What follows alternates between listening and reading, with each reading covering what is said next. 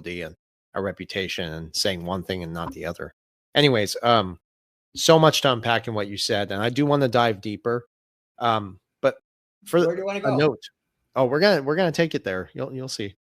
For those who are tuning in and new to a lot of this information, it's very important to make it very clear that SWIFT has really been a tool for weaponization of the dollar against countries around that world that wouldn't bow down to a global financial order. And RippleNet indeed did disrupt that model. And XRP was the real disruption behind it because they were offering an alternative, creating a new kind of financial institution, one that was global, instant, and sovereign. I think that's very important. And that's why these big institutions are fighting them so hard. But indeed, their control is slipping. They are losing control very fast, and it's only accelerating. And I don't think they can hold much longer. And another thing to note is that if you start to look at all of Ripple's developments and the expansion, it's a growing realization, you could say, that Ripple isn't just building payment corridors, they're actually rewiring finance through the infrastructure for an entirely new global financial system. So that's why, to your point, Jim, we're seeing a lot of integration with banks, central banks, cross-border trials under the new Bank for International Settlements frameworks, and this tokenization framework that is popping up all across BlackRock and Vanguard, and you're seeing everybody get involved, but it's popping up also across Asia, the Middle East, Latin America. This is happening worldwide. So, from your perspective, Jim, and I know you did tackle this briefly, but what do you think the real motive here is? We are indeed witnessing like a controlled demolition and transition from a dollar-based system to a multipolar settlement network. I think the objective is to replace the traditional, let's just call it paper-based, paper and email and phone-based old technology banking system. There's a transformation to replace it. And the big challenge that I foresee, and we're observing elements of it now, is that the old guard has a lot of power. Let's face it, in the last 10 years, it's been rather obvious, last 5 years, rather obvious that doctors and bankers are controlling the world. Doctors, bankers, and militaries. Well, the militaries aren't controlling as much as they're fighting each other. But, where does the power lie? Doctors, bankers, and warriors, soldiers. Okay, what I believe, you talk about the integration. I focus a bit more on the partnerships. Certainly there's integration, certainly, and expansion and building out the infrastructure. Yeah, but that is being done now in a very astute manner by Ripple with their acquisitions. Okay, I have a list. I'm looking at it right now. Hidden Road, 1.25 billion of multi-asset prime brokerage. So they got brokerage. Rail, 200 million. That's not a lot for stablecoin platform. Okay, that's great. G Treasury, I think that's really big. $1 billion acquisition for G Treasury, corporate treasury bonds. And I'm hearing it's like 15, 20,000 different corporate bonds that will be able to be moving around in the Ripple ecosphere and final bridge asset transfer with XRP. Evernorth is really clever. Another $1 billion. And I believe, and this is a bit my interpretation, but based on what I'm reading, it's a venture cap internal firm. It's a venture cap subsidiary and tech services and partnership funding.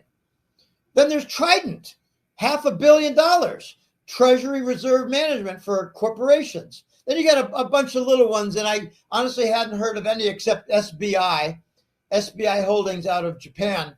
They're like a liaison for the entire nation of Japan. And I don't know how many people are aware. I know you probably are, but it was November last year that the banking authorities in Japan ordered XRP compliance to every single Japanese financial firm for this year. Last November, they ordered that. I heard a rumor, and I can't substantiate it, but the Bank of Japan ordered no more usage of SWIFT. I Yes. tend not to believe that, but maybe it's true. They want to use XRP because there's savings. Yes. You know, I see that.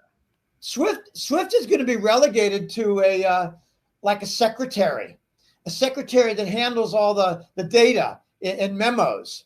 Oh, you know, I had a broker once, and he used to say, "Runner."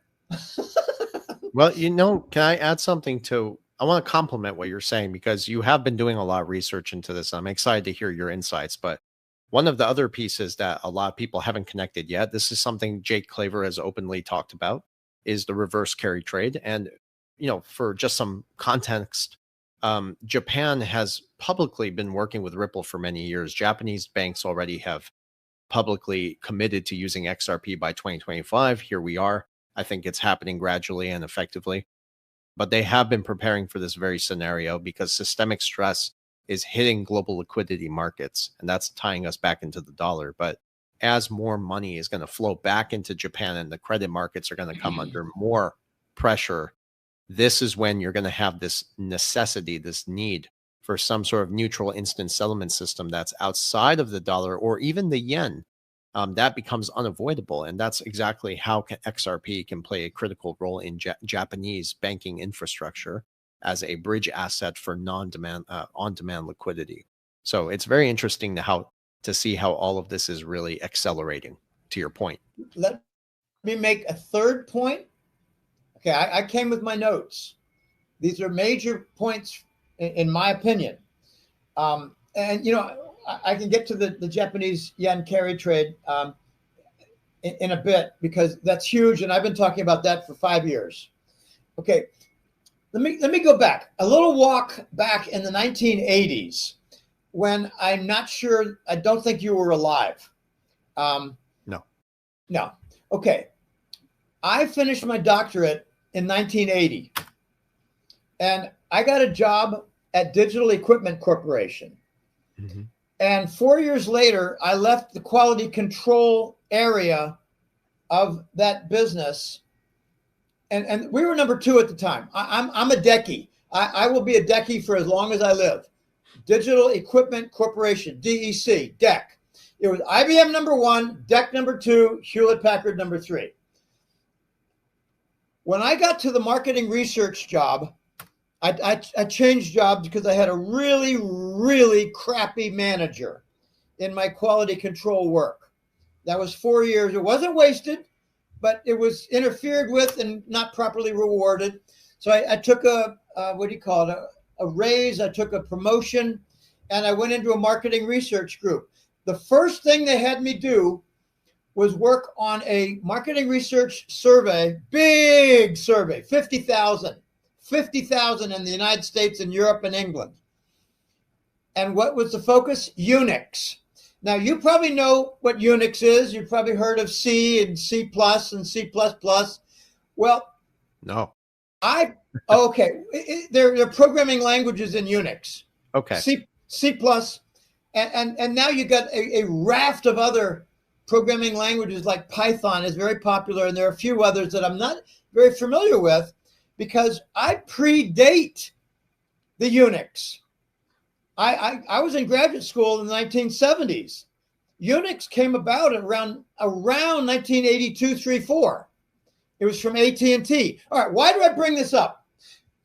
Because Unix enabled interoperability. Does that zip word mean something to you now? Yes. With XRP, interoperable, different banking systems, different structures.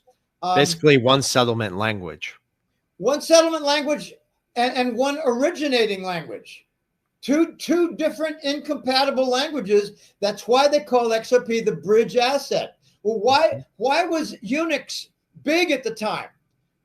What was really important back then was that IBM had its hardware, and then IBM had its software built upon its operating system. All proprietary, all private. Digital, we had VAX VMS, virtual management system. It was for swapping. now we know what swapping is again. Swapping has new meaning in the banking industry. Back then, they had swapping for memory efficiency, and you could get along with less RAM because digital and its virtual management system was extraordinarily efficient and a global leader.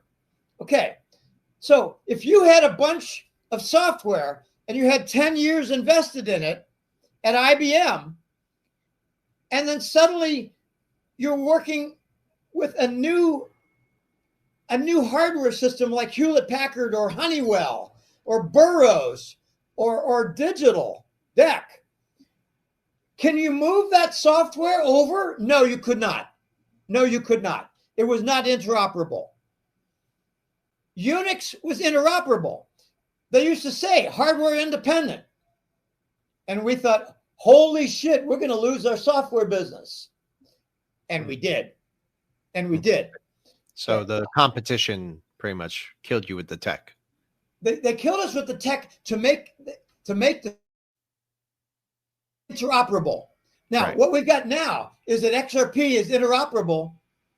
You can have one banking system like from JP Morgan, and they communicate with a Rome bank, or communicate with a Brussels bank, or a Frankfurt, Germany bank, and it's interoperable. So it doesn't matter. It doesn't matter. Dollars to Deutschmark, no, not Deutschmark, to euros.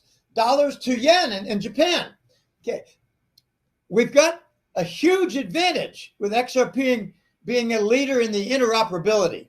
And you know, after I heard interoperable about 20 times, I thought, sounds like Unix in the 1980s. I'm telling you, Unix was a revolution in the computer industry, and XRP is going to bring about a revolution in the banking industry from its interoperability.